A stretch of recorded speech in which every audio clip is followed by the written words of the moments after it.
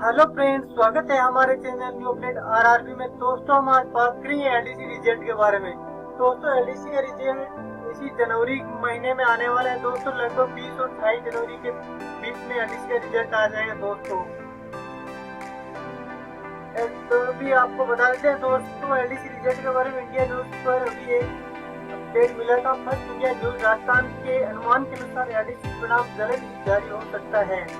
राजस्थान बेरोजगार महासंघ के प्रतिनिधि मंडल की मुलाकात की, उसमें राजस्थान अध्यक्ष बोर्ड के चेयरमैन बीएस शेखावत से मुलाकात में एलडीसी परिणाम जल्द ही जारी करने की मांग की थी। उसके जवाब में शेखावत ने कहा कि मुलाकात में शेखावत ने कहा था कि 28 जनवरी से पहले आपका एलडीसी का रिजल्ट जारी हो जाएगा। दोस्तों, अभी ये दोस्तों एक मंथ चलना ये लगभग ये फर्स्ट इंडिया न्यूज से अपडेट हुई न्यूज है। इसको मैंने अभी कॉपी पेस्ट करके मैंने आपके साथ शेयर किया है।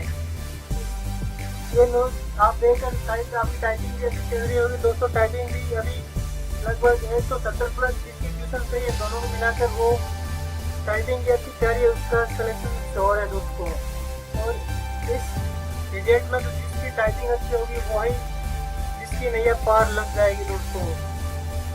धन्यवाद दोस्तों, और हमारे चैनल को शेयर और सब्सक्राइब जरूर करना दोस्तों।